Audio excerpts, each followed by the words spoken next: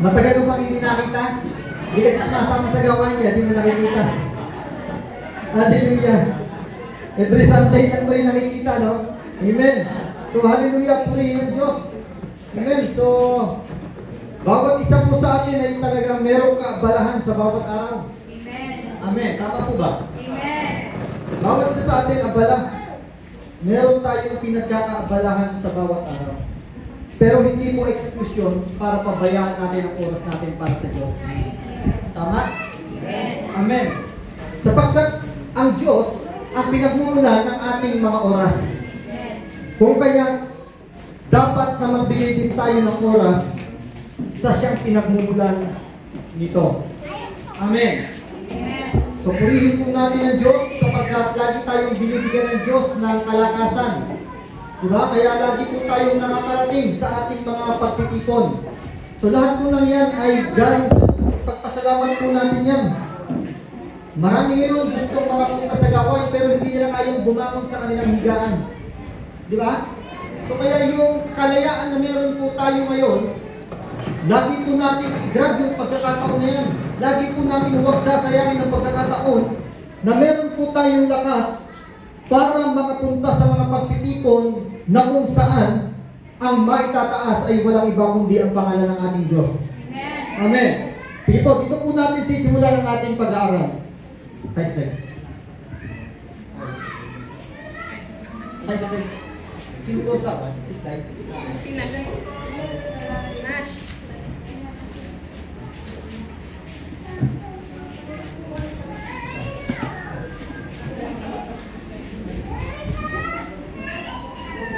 Nash Stephen Reyes, pwede pumasok ka dito, paki-slide ang pa natin.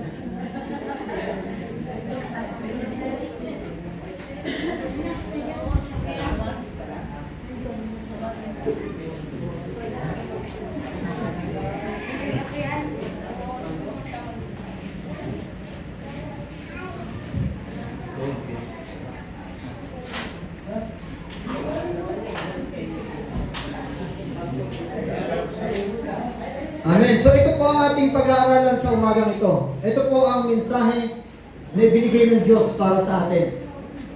Itoon kay Jesus ang ating paningin. Amen. Alam niyo po, siguro mga ilang beses na rin po natin napag-aralan ang tungkol sa pagsasabi na ang ating paningin ay lagi natin itoon sa ating Panginoon Yesu Kristo. Amen. Pero bakit may pagkakataon na lagi pa rin po kaya nating napapabayaan? Bakit kaya may pagkakataon na ang ating focus o ang ating paningin ay nawawala pa rin sa ating Panginoong Yesu Kristo?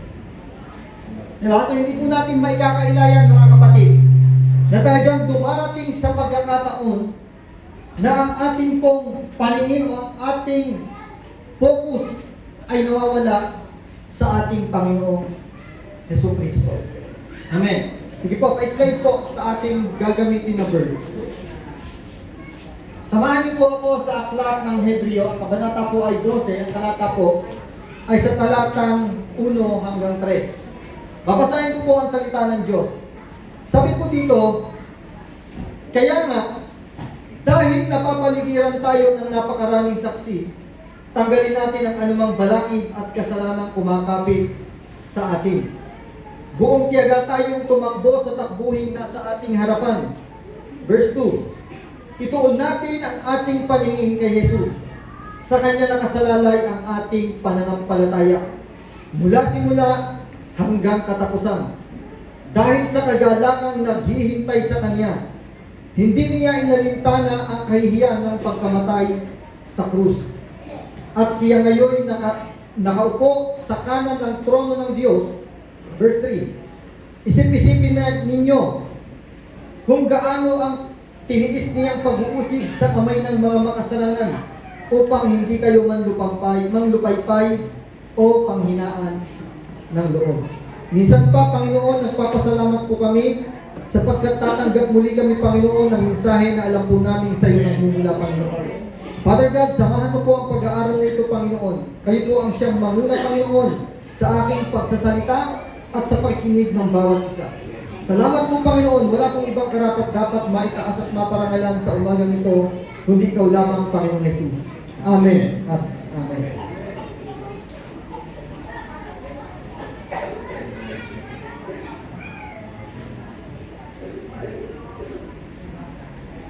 Amen.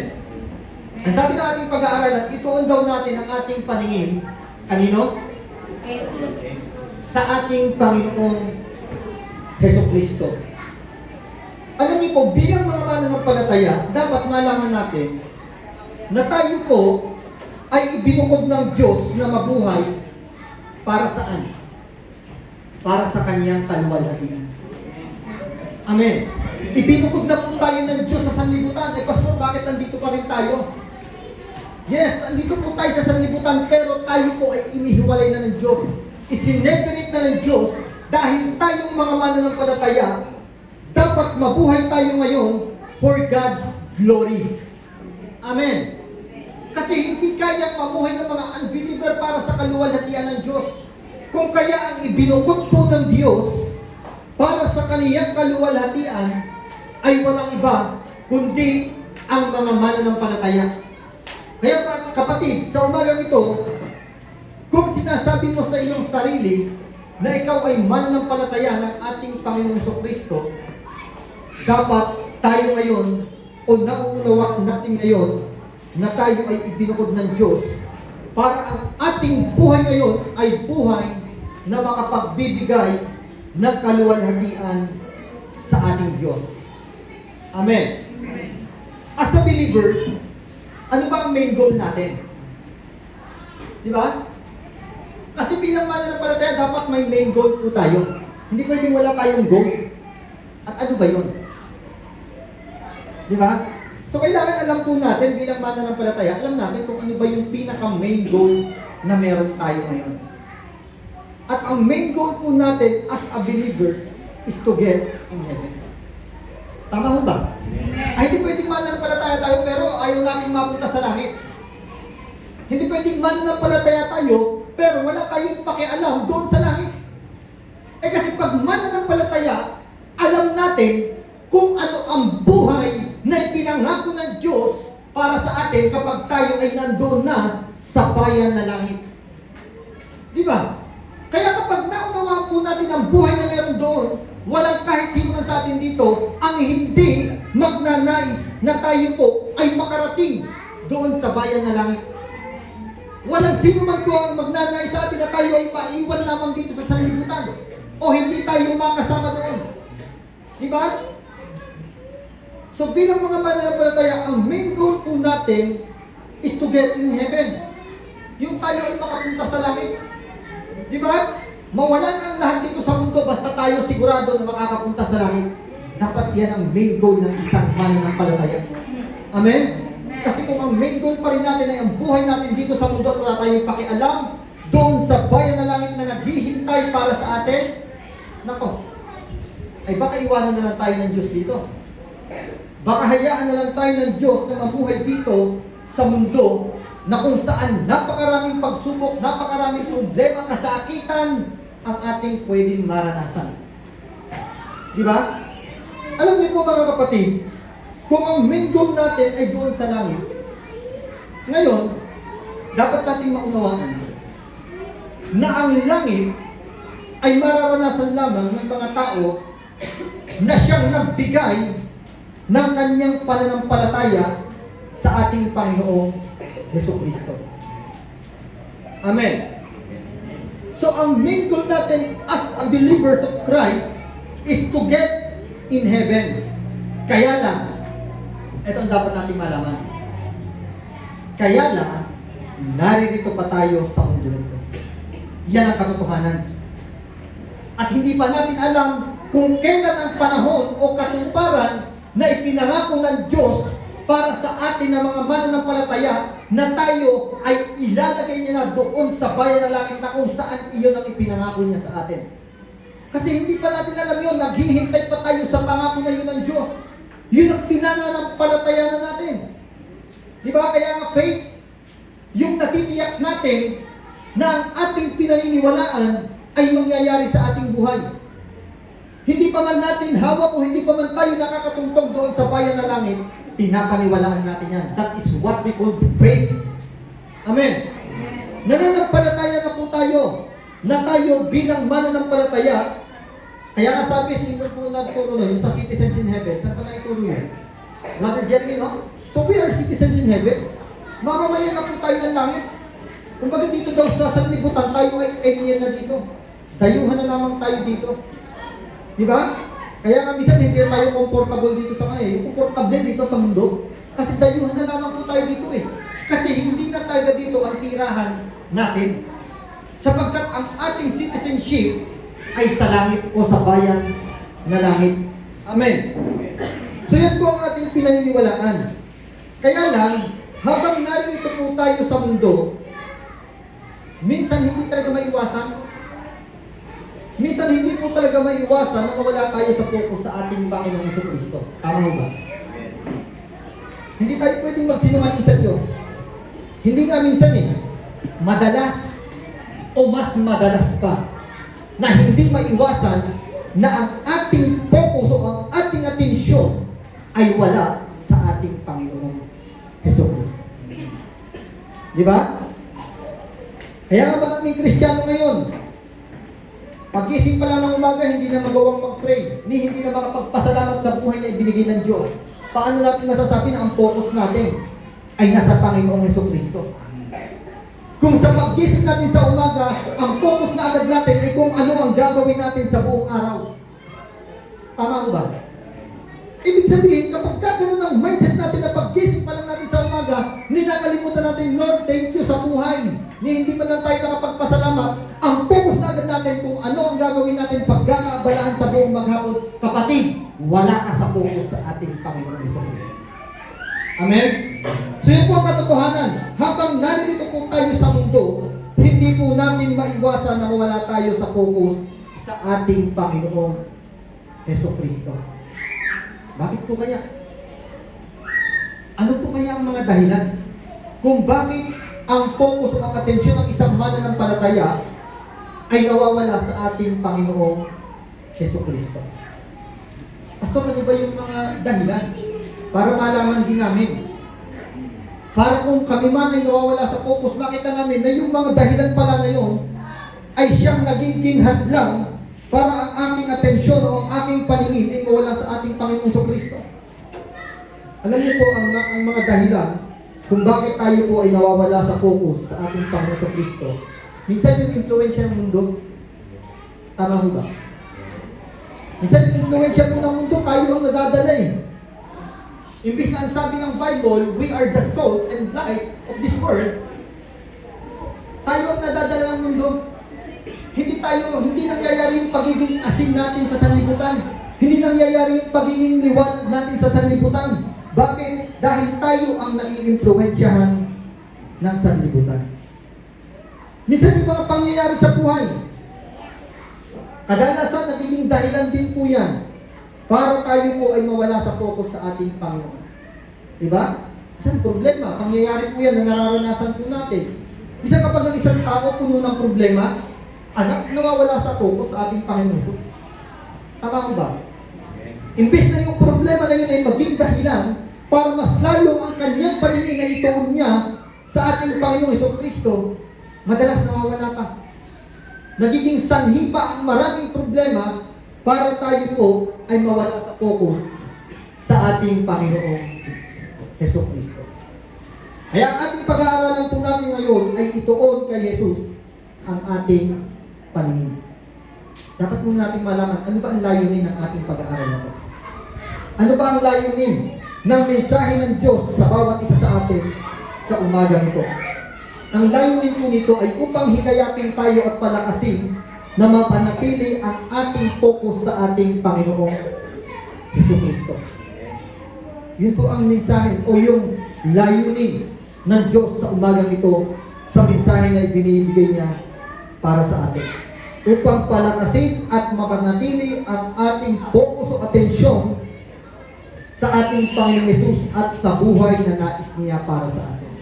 So hindi lang pala sa ating Panginoong Kristo, kailangan nakapokus din tayo sa buhay na nais ng Panginoong Jesus para sa atin. Amen. Fixing our eyes on Jesus. What does it mean? Ano bang ibig sabihin nito? Basta madaming beses ko nang narinig yan, yung sinabi, ituon ang ating paningin kay Jesus. Kaya lang, ano ba talaga ang ibig sabihin nito? Nagagawa ko ba to? Naunawaan ko ba talaga ang ibig sabihin ng fixing our eyes on Jesus?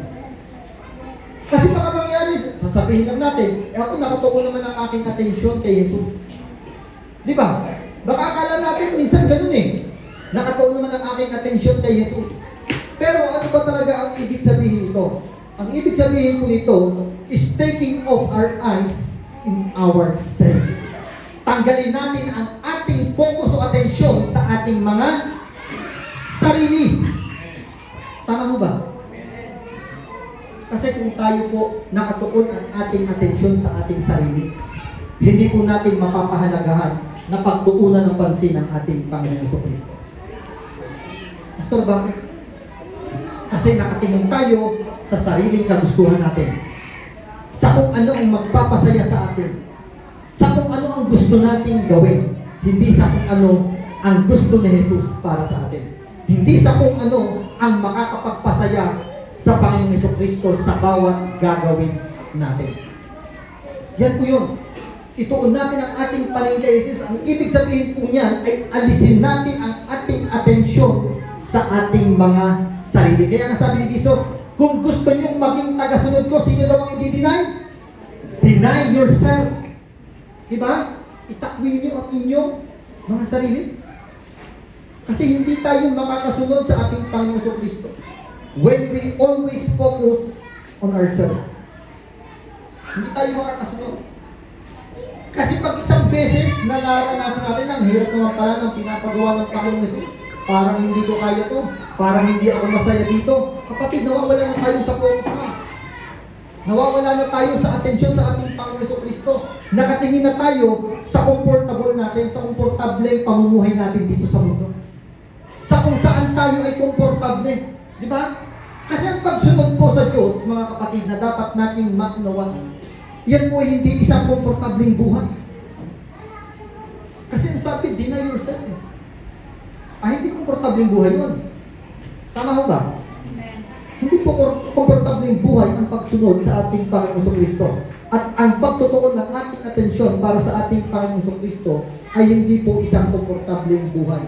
Sapagkat meron tayong dapat nabitawan. At iyan po ay ang ating sarili. Amen.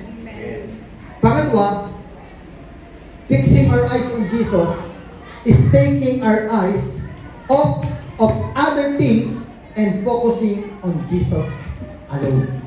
Alisin daw natin ang ating mga paningin sa mga bagay. Amen? At mag-focus lamang tayo sa ating Panginoong Jesucristo. Paano alisin ang ating paningin sa mga bagay? Huwag po natin sobrang pahahalagahan ang mga bagay dito sa mundo na higit sa ating Panginoong Jesucristo.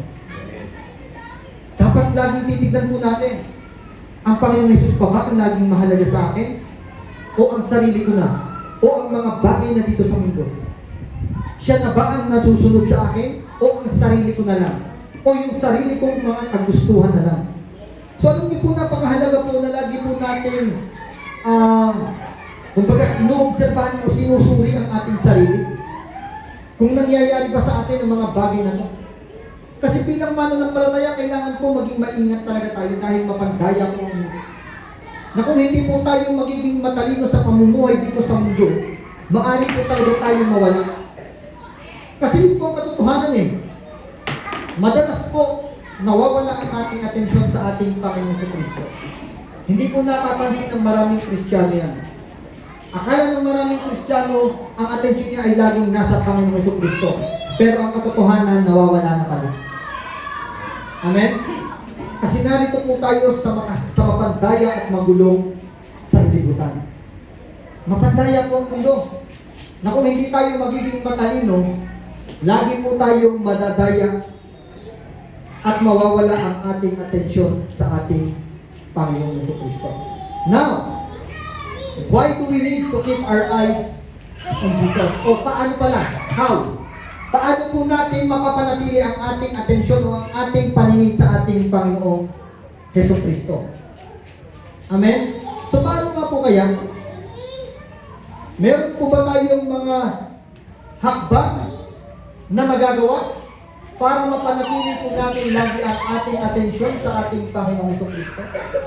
Yes, may mga hakbang po na ibinibigay ang salita ng Diyos kung paano po natin mapapanatili ang ating atensyon sa ating Panginoong Jesucristo. Ano po ng hakbang? Tingnan po natin, pa-slide.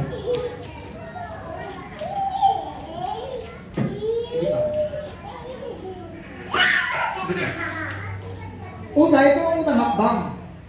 Remember the saints. Pastor, sino yan?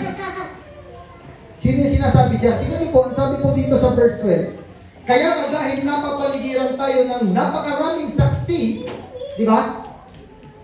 So yun pala. Sino itong napakaraming saksi na ito, mga kapatid? Sino kaya itong napakaraming saksi na dapat po nating tandaan para tayo po ay laging nakapokus sa ating Panginoong Jesucristo? Sino ang napakaraming saksi na ito? Ito ba ay yung mga taong nakapaligid sa atin?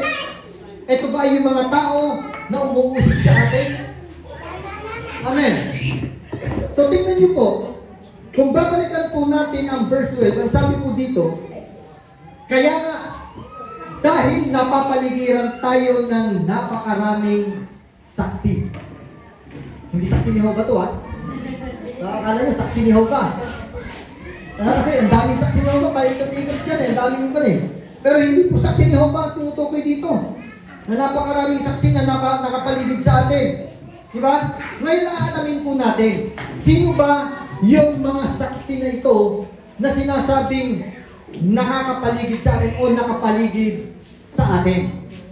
Kung babalikan po natin o kung titignan po natin ang verse, ito po ay nagsimula sa sinabing therefore. Amen? O kaya nga, dahil napapaligiran tayo. Ibig sabihin, merong konteksto na dapat po nating balikan. Amen?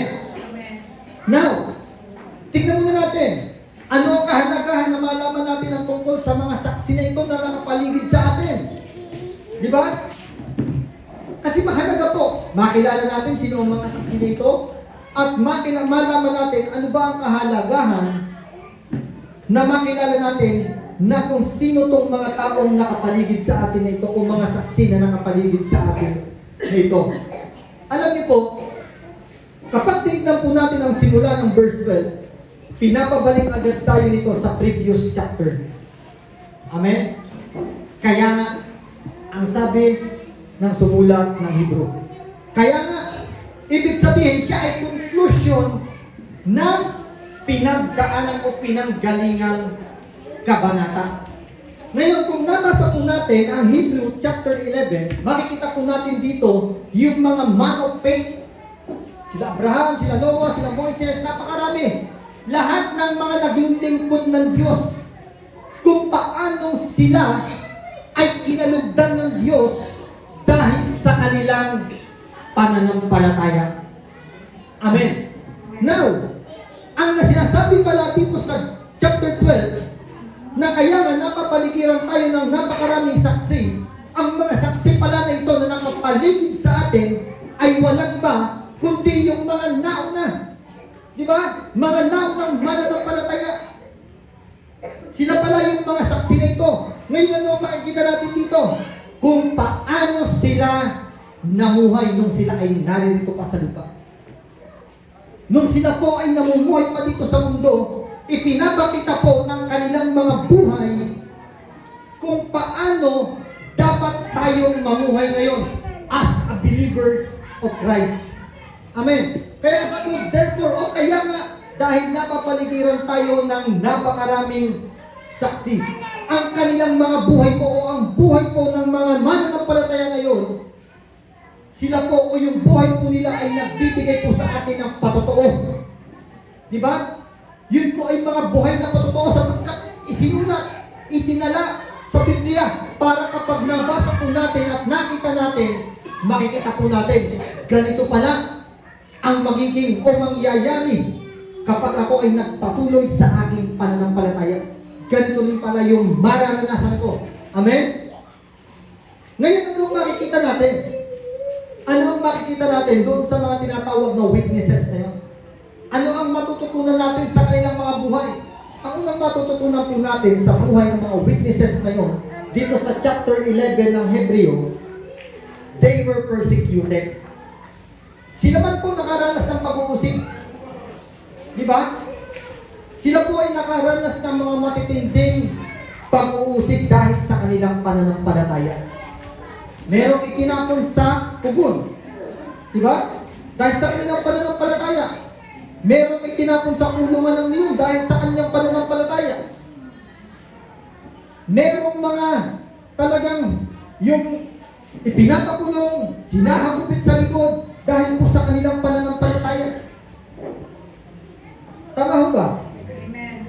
So alam niyo po, ang lahat po ng yan, mga pag-uusig na yan, ay naranasan ng mga unang mananampalataya. At naranasan po nila yan dito sa mundo. Kaya nasabi natin kanina habang narito tayo sa mundo, talagang maraming paghihirap ang daranasin. Kasi sila man nakaranas nito. Hindi sila naging accepted doon sa mga paghihirap na kanila pong dinanas. Dahil pinakita-pinatotohanan ng salita ng Diyos na ang mga mananampalataya na ito ay nakaranas ng matinding pag-uusig. I-compare po natin sa Christianity today. Di ba? Alam niyo po, ang Christianity ngayon, sa panahon natin ngayon, nasa atin na po ang lahat ng kalayaan para manambahan sa Diyos. Tama ho ba? Napakapalad po natin mga mananampalataya ngayon. Dahil sa ating pananambahan, walang basta na lamang darating diyan para mahinduin ang ating pananambahan at tayo ay pagbababarilin. Tama ho? Wala hong makakapagsabi dito na dahil sa kanyang pananampalataya, siya po ay binugbog. Di ba? Meron ba dito? Na dahil nagpakita ka ng pananampalataya sa Diyos, binugbog ka. Wala ho. Di ba kung ikukumpara po natin na ang buhay ng mga mananampalataya po noon sa buhay ng mga mananampalataya po ngayon, napakalaki ng pagkakaiba. Amen? Napakalaya po nating manambahan ngayon. Napakalaya po nating ipahayag ang ating pananampalataya sa Diyos ngayon. Hindi po katulad nila noon na talagang nung sila po ay nagpapahayag ng kanilang pananampalataya sa Diyos, dumana sila ng mga pag-uusig. But the problem is, eto, kahit gaano tayo kalaya sa pananambahan ngayon, many Christian today, walang pagpapahalaga sa kalayaan ito.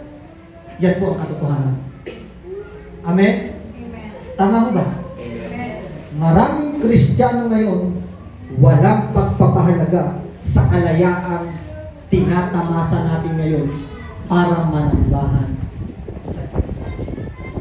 Di ba? Bakit po kayo? Ito po ang reality na hindi po natin dapat matanggihan. Katotohanan sa Christianity ngayon. Maraming Kristiyano ngayon tamad pagpara sa Diyos ng usapan. Maraming Kristiyano ngayon pagpara sa Diyos ng usapan, walang pagpapahalaga. Amen? Kung titignan po natin, paano kaya kung yung kalayaan po natin ngayon na mga Kristiyano ay naranasan ng mga unang mananampalataya, sigurado ang dami nilang nagawa. Kasi despite sa lahat ng kanilang naranasan, persecution o kung anuman, hindi sila naging tamad na katulad ng maraming mananampalataya ngayon. Tama ho ba? Maraming Kristiyano ngayon. Di ba? Malaya na nga tayo. Pero wala pa rin tayo pakialam sa kalayaan. Dinabaliwala po natin ang kalayaan na ibinigay po sa atin ng Diyos para manambahan. Amen. So yun po ang katotohanan. Marami pong Kristiyano ngayon, kaunting pagod, kaunting hirap sa paglilingkod, ayaw na. Kasi para sa Diyos eh. Hindi na kasi siya komportable, hindi tayo komportable, kaya kaunting pagod, kaunting hirap, ayaw na. Eh Lord, hindi ako komportable sa ginagawa ko, hindi ko kayang magsakripisyo para sa iyo. Amen? Di ba? Hindi pa nga tayo nakaranas ng mga matitinding persecution, pero mabilis na tayong umayaw. Kung ikukumpara natin sa buhay ng mga mananampalataya noon, pero tignan natin, di ba? Ang sabi doon sa mga mananampalataya noon, tignan niyo po, slide ako.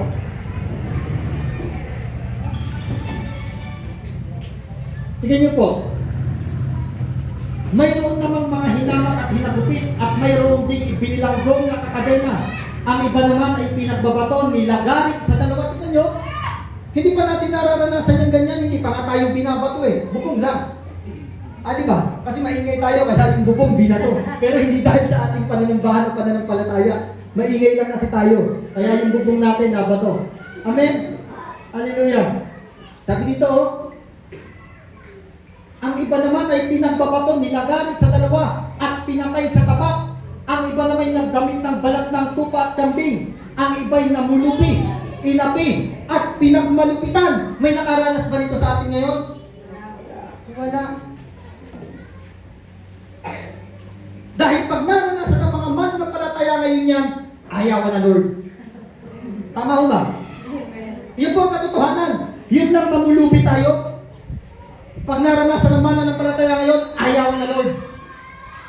Pero sila, ipinapakita o pinakatotohanan ng kanilang mga buhay na sa kabila ng lahat ng naranasan nila na yan, hindi po sila huminto. Nagpatuloy po sila. Amen? They were persistent. Nagpatuloy po ang mga mananampalataya noon sa kabila ng mga dinanas nila yan. Di ba? So, matindi po ang buhay nila noon. Kaya sila yung mga saksi na dapat po natin tingnan. Kaya sabi, remember the saints. Sila yun. Tandaan po natin ang kanilang mga naging pamumuhay o yung kanilang naging buhay dito sa mundo. Na kung paano dahil sa pananampalataya po nila, naranasan po nila ang lahat ng ito. Pero ang maganda po dito, sa kabila ng yan, nagpatuloy sila at hindi binitawan ang pananampalataya na ibinigay sa kanila ng Diyos. Amen. Fixing our eyes on Jesus. Number 1 is remember the saints. Para tayo po ay makapag-focus talaga ng ating paningin sa ating Panginoong Jesucristo. Remember the saints. Dahil sa kabila ng lahat ng pag-uusig, nagpatuloy sila. Tignan niyo po, slide. Hindi ka dapat sa kanila ang daigdig, nagpagala-gala sila sa mga ilang at kabundungan, nagtago sa mga yungig at lungga sa lupa. Diba? Para lamang makapalambahan sa Diyos. Mas pinili pa nilang hindi maging komportable yung buhay nila. Magtago sila sa kung saan-saan, magpunta sa mga bundok para lamang hindi sila mapigilan sa pananambahan sa Diyos. Diba? Kaya nga nasa atin na ngayon ang lahat ng kalagayan, walang pumipigil sa atin. Ang pumipigil na lang sa mga mananampalataya ngayon para bigyan na o yung para makuha yung kalayaan ng pananambahan sa Diyos na kanyang sarili. Yung katamaran para sa Diyos. Amen. Yung walang pagpapahalaga pagdating sa gawain ng Panginoon. Yan po ang katotohanan. Hindi pa natin naranasan yan, no?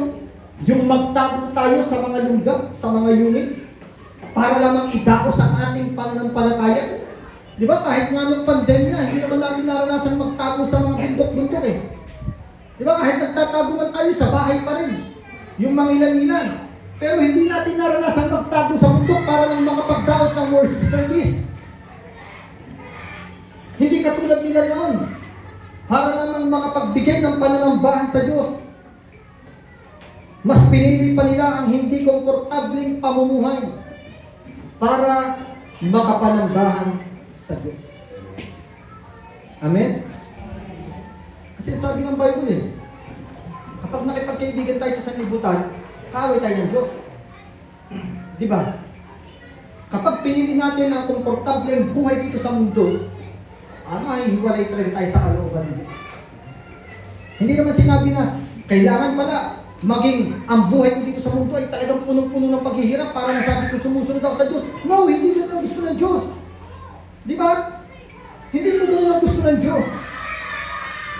Ang gusto lang ng Diyos, matuto po tayong magpatuloy sa ating pananampalataya sa kabila ng mga pagsubok, problema na maaari po nating maranasan. Yan po ang nais na ipaunawa sa atin ng Diyos. Pangalawa po, kung paano po tayo, paano natin naitutuon ang ating atensyon sa ating Panginoong Jesucristo. Verse 9. Sabi dito, remove the hindrances.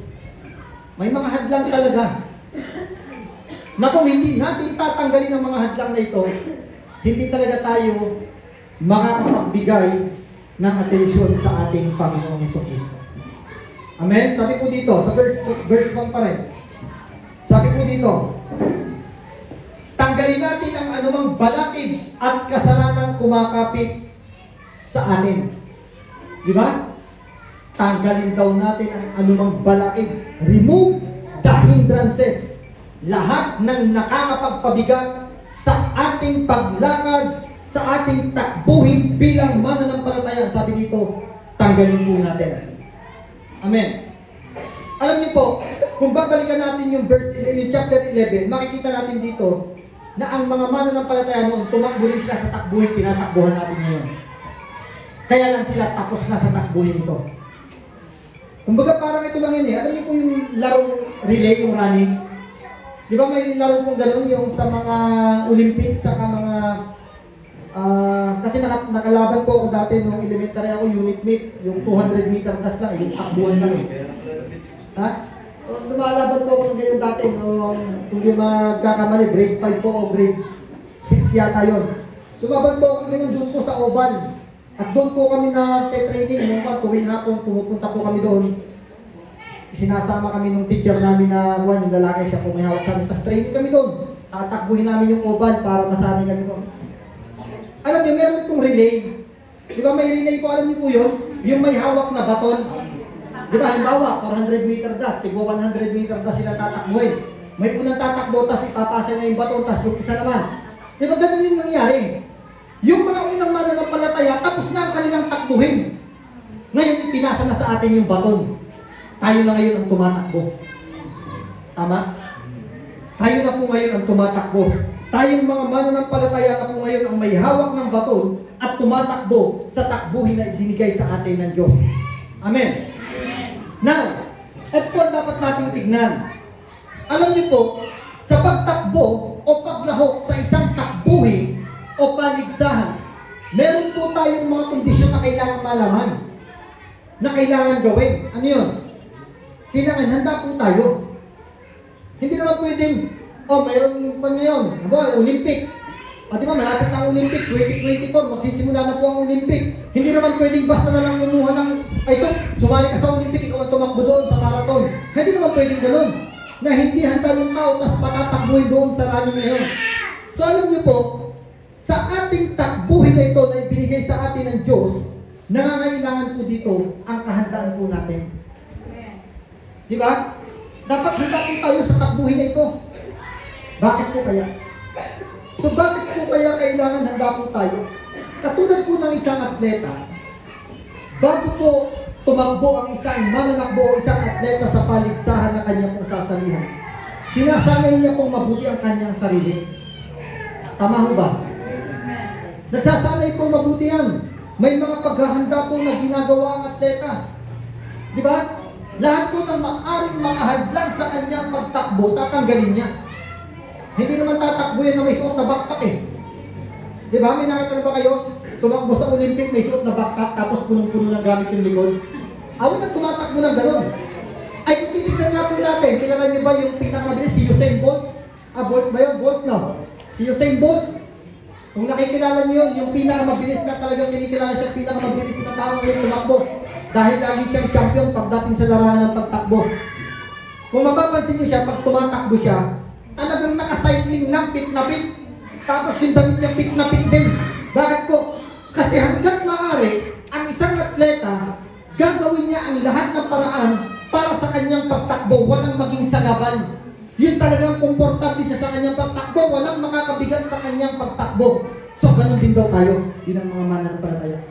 Hanggat maaari, sa takbuhin na binibigay sa atin ng Diyos, takbuhin natin ito, alisin natin ang anumang manang nakakapagpabigat sa atin. Kasi mahihirapan po tayong takbuhin. Ang takbuhin na ibinigay sa atin ng Diyos, kung merong mga hadlang o merong mga pabigat sa ating nakapasan. Tama ho ba? Hindi po tayo makakatakbo ng ayos. Baka sumuko tayo, baka mapagod tayo. Kasi mabigat ang ating pagtakbo. Ngayon, Pastor, ano ba yung mga maaring maging hadlang na ito na pwedeng maging pabigat sa ating pagtakbo? Di ba? So, dapat dito po maging aware ang maraming Kristiyano ngayon. Minsan hindi na po nagiging aware ang maraming Kristiyano ngayon. Ngayon, kailangan maging aware po tayo dito. Ano ba yung mga nagiging pabigat sa ating pagtakbo? Minsan yung mga habits natin. Di ba? Mga habitual natin. Alam niyo po yung mga habits na yan? Minsan nagiging dahilan yan para bumagal ang ating pagtakbo. Para bumagal ang ating pag-grow o pag-usad sa buhay mananampalataya. Pastor, ano ba yung mga habit na yan? Watching TV, Facebook. Tama ho ba? Pastor, masama ba yan? No. Hindi naman masama yung mga yan. Hindi masama ang panunood ng TV, hindi masama ang mag-Facebook. Pero, ito po ang dapat po nating alamin. Hindi siya masama, pero ang tanong, nakakatulong ba yan sa pag-grow natin spiritual? Di ba?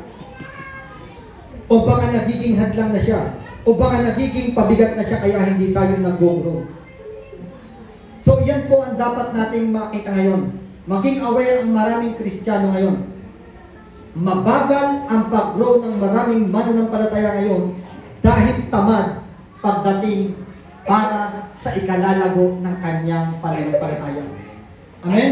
Masipag sa maraming bagay dito sa mundo, pero pagdating sa ikalalago ng kanyang pananampalataya, tamad ang maraming Kristiyano ngayon.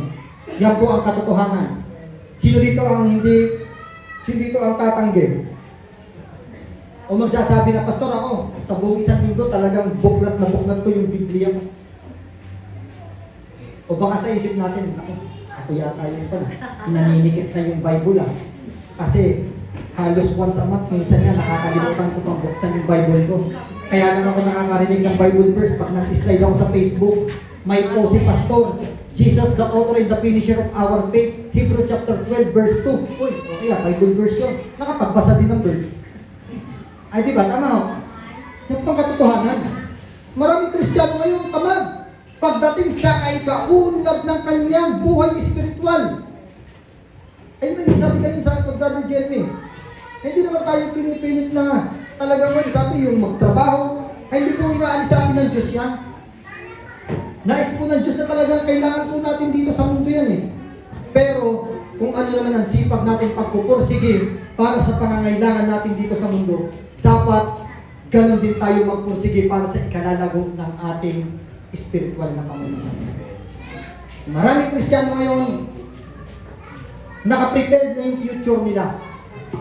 Diba? Yung mga maraming mayamang Kristiyano talagang handang-handa na yung future. Maging yung future ng anak niya, nakahanda na kung saan mag-aaral lahat eh. Kaya lang yung spiritual, hindi handa.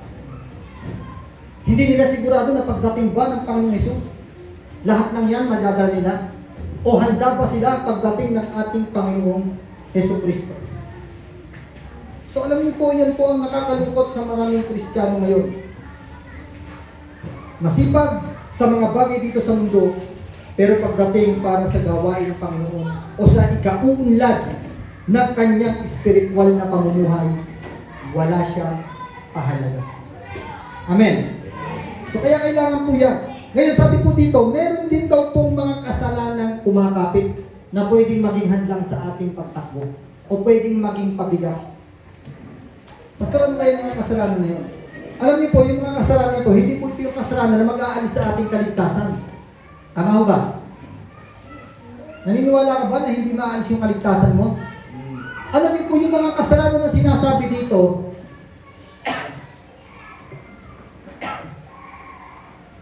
Tingnan niyo po, sabi dito,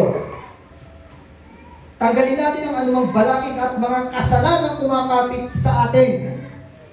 Diba may mga kasalanan kumakapit, pero yung mga kasalanan na to, alam niyo po, hindi yan yung kasalanan na magdadala sa atin sa impyerno. Dahil ang kasalanan na magdadala sa atin sa impyerno, ito po ay ilang beses na natin na ipangaral, was already defeated by our Lord Jesus Christ. Tinapos na, hinatulan na po ng ating Panginoon Jesucristo ang kasalanan na magdadala sa tao sa impyerno. Amen? Now, ano yung mga kasalanan kumakapit na ito na sinasabi ng Bible? Na maaaring makapabigat sa ating pagtakbo bilang mga mananampalataya. Ano po yung una? Una, inggit. Hindi natin pwedeng sabihin na ako, mananampalataya na ako, hindi na ako naiinggit. No, nangyayari pa rin yan. Di ba? Minsan pag may nakita lang tayong napakagandang bagay na dumating nangyari sa buhay ng kapatiran natin. Minsan parang sabi, gusto ko rin na. Maiinggit tayo eh. Ay di ba?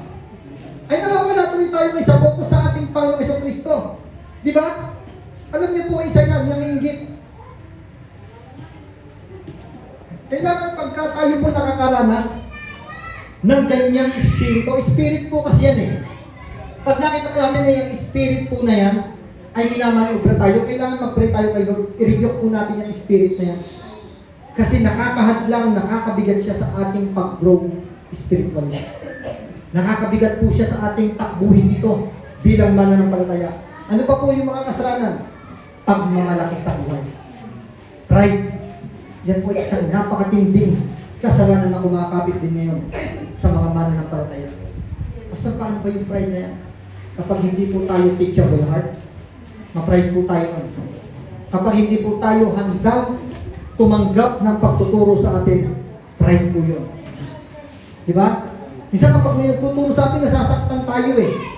Kaya lang, dapat tanggapin po natin yon. Pero pag hindi po natin handang tanggapin ang mga itinuturo po sa atin para sa atin din, pride na po yun. Kapag ayaw po natin, wala tayong pakialam, hindi natin gustong pakinggan ang para sa ikabubuti po natin, pride po yun. Ano pa po yung mga kasalanan? Kasakiman, pagnanasa.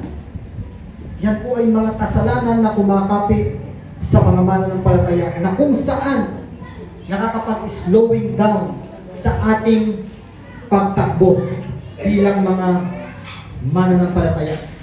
Now, ito po tignan natin. Dapat magkaroon po tayo ng reflection dito. Dito sa sinabing mga kasalanan na kumakapit. Kailan ba natin huling sinuri ang ating mga sarili? Kailan ba natin huling sinuri yung tinignan natin, Lord? Parang meron akong nararamdaman ganito ngayon na. Alam ko kasalanan to. Baka maaari mong alisin sa akin to. Diba? So alam niyo po mga kapatid, napakahalaga din po niyan na sinusuri po natin ang ating sarili. Kung may mga kasalanan kumakapit sa atin at nagiging hadlang sa ating takbuhin. Amen. Now, ito po yung pangatlo. Para po lagi nating may call ang ating Panginoon sa ating Panginoong Jesucristo. May slide. May slide. Sabi po dito, run with endurance. Amen? Tumakbo daw po tayo ng, sabi dito, verse 1 pa rin, buong tiyaga tayong tumakbo sa takbuhin na nasa ating harapan. Amen. Hindi lang po tayo basta tatakbo. Ang sabi po, tumakbo tayo ng buong tiyaga. Amen. Buong tiyaga po tayong tatakbo. Hindi lang po tayo basta tumatakbo. At ito pa po ang dapat nating makita. Napakahirap po talaga ng takbuhin na ito. Totoo po, napakahirap na tumakbo. Lalo po sa takbuhin natin ngayon, mananampalataya. Mahirap po yan, hindi po yan madali. Kaya nga sabi natin, hindi po komportable. Minsan hindi komportable ang ating pagtakbo dito sa buhay mananampalataya. Kung kaya minsan nawawala tayo sa atensyon o sa focus sa ating Panginoon Jesucristo. Kasi talagang mahirap po at nakakapagod ang takbuhin ito. Subalit, hindi tayo dapat tumigil o sumuko sa ating pagtakbo. Bakit po? Bakit po kaya? Dahil kapag tumakbo po tayo at hindi natin itinuloy ang pagtakbo, huminto po tayo, hindi natin matatanggap ang gantimpala. Di ba? Walang pinagkaiba yan sa isang atletang tumakbo. Tapos nung nakaramdam ng pagod, matinding hirap sa kanyang pagtakbo, siya ay tumigil na lang. Di ba? So hindi po niya makikiya o makukuha ang tagumpay na kanyang inaasahan. Kaya kung gusto nating makuha, makamit ang tagumpay na ating pong pinakamimithi, huwag po tayong tumigil sa takbuhin na ibinigay sa atin ng Diyos. Ito pang isa. Sa ating pagtakbo, hindi lang tayo basta dapat tumatakbo. Dapat sigurado tayo na tumatakbo tayo sa tamang takbuhin. Baka mamaya, maling racetrack pala ang tinatakbo natin. Sayang ang ating pagod. Di ba? So kailangan sa ating pagtakbo, siguraduhin po natin na tama ang takbuhin o yung racetrack na atin pong tinatakbuhan para hindi masayang ang ating pagod, ang ating hirap sa ating pagtakbo. Amen. Now, kapag nangyari ang lahat ng to, para mas matuon ang ating atensyon sa ating Panginoong Jesucristo, slide ko. Ito po ang isang kailangan natin. Reflect on the triumph of the Savior. Kailangan daw, lagi po nating tignan o salaminin ang naging tagumpay ng ating Panginoong Jesucristo. Di ba? Kailangan po, tignan niyo po, sabi dito sa verse 3. Tatalunan po natin ang verse 3. Sabi po dito, Hebrews chapter 12, verse 3. Isip-isipin ninyo kung gaano ang tiniis niyang pag-uusig sa kamay ng mga makasalanan upang hindi kayo manlupaypay o panghinaan ng loob. Diba? So alam niyo po, titignan po natin. Ang ating Panginoong Jesucristo, sabi po dito, ituon natin ang ating paningin kay Jesus sa kanya na kasalalay ang ating pananampalataya mula simula hanggang katapusan. Dahil sa kagalangang naghihintay sa kanya, hindi niya inalintana ang kahihiyan ng pagkamatay sa krus. At siya ngayon nakaupo sa kanan ng Diyos. Kaya sabi sa verse 3, isip-isipin ninyo kung gaano ang kanyang tiniis. Ang ating Panginoon Jesucristo po ay nagtiis ng maraming paghihirap nung siya po ay narito sa lupa. Ano po yung kanyang mga tiniis? Ano po yung mga naranasan ng ating Panginoong Jesucristo? Alam niyo po, kung meron lang din po tayong dapat na gawing modelo, walang iba kundi ang ating Panginoong Jesucristo. Kasi maging si Apostol Pablo, sinabi niya yan imitate me as I imitate Christ. Hindi niya sinabing imitate me lang Hindi sinabi ni Apostol Pablo na tularan lang siya. Ang sabi niya, tularan niyo ako katulad ng pagtulad ko kay Kristo. Ibig sabihin, tularan po natin, ang sentro pa rin dito ay walang iba kundi ang ating Panginoong Jesucristo. Amen? Ang Panginoong Jesucristo pa rin po ang pinakasentro na dapat po natin gawing modelo o tularan. Tingnan niyo po, ang sabi dito, sa verse 3, ang Panginoong Jesucristo po ay tumanggap din po ng napakaraming pagtitiis. Sabi dito, isip-isipin niyo kung gaano ang tiniis niyang mga pag-uusip. Maging ang ating Panginoong Jesucristo po, tiniis po lahat ng yan. Naranasan po lahat ng yan. Di ba? Habang narito po siya, ano ba yung mga naranasan po ng ating Panginoong Jesucristo? He was rejected. Di ba? Ang dami na ayaw siyang tanggapin, ayaw siyang kilalanin. Nire-reject siya mismong mga Hudyo. Nire-reject siya. Di ba? He was accused as a false prophet. Lagi siyang sinasabihan, false prophet daw ang ating Panginoong Jesucristo. Lagi siyang sinasabihan na mapahusong, blasphemy, ang kanyang pagtuturo. He was denied by one of his closest friends. Di ba? Naranasan niya yun? Yung siya ay itinakwil, itinanggi ni Pedro. Yun ba ay hindi masakit? Yun ba ay hindi? Yun ba ay madali para sa ating Panginoon Jesucristo? Hindi po naging madali ang lahat ng yun. Lahat po ng yan ay tiniis ng ating Panginoong Jesucristo. He was betrayed. Di ba? Isa sa kanyang mga disipulo. Ipinagkano siya. Tinraidor siya. At ito ang pinakamatindi. He was crucified. Ipinako siya sa krus kahit wala siyang nagawang pagkakasala. Madali ba naging buhay ni Jesus dito? No, hindi. Hindi po naging madali ang buhay ng ating Panginoong Jesucristo dito. Amen? Pero ito ang tingnan natin. Ang lahat ng paghihirap na naranasan ni Jesus ay kanyang tiniis para sa iyo, kapatid. Amen. Tiniis niya ang lahat ng yan para sa iyo. Sabi dito, upang hindi tayo manlupaypay o panghinaan ng loob. Ngayon, ano ang nakuha niya? Ano ang nangyari nung tiniis niya ang lahat ng to? Ang sabi dito, siya ngayon ay nasa kanan ng trono ng Diyos. Siya po ay itinaas ng Diyos dahil sa lahat ng kanyang pagtitiis. Amen. Now, ito ang dapat nating malaman, kapatid. Wala tayong dapat ipangamba. Dumanas man tayo ng lahat ng pagtitiis, paghihirap sa kabila ng ating pagsunod sa ating Panginoon, sa kabila ng ating paglilingkod. Bakit po tayo hindi dapat mangamba? Bakit po? Dahil buhay ang ating pinaglilingkuran. Hindi po siya patay. Hindi po masasayang ang lahat ng ating pagtitiis, ang ating paghihirap sa ating paglilingkod sa ating Panginoon, sapagkat buhay ang ating Panginoong Jesucristo na ating pinaglilingkuran. Amen. Kung makikita lamang po natin ang lahat ng ito, ang ating atensyon ay matutuon sa Kanya at mabibigyan tayo ng lakas ng loob para magpatuloy sa takbuhin na inihanda ng Diyos para sa atin. Para po sa ating conclusion, fixing our eyes on Jesus helps us to endure all challenges. Kapag itinuon po natin ang ating paningin sa ating Panginoon Kristo, malaki po ang magiging tulong nito para tayo po ay makapagtiis sa lahat ng problema na ating kinakaharap. Amen? Napakahalaga po niyan.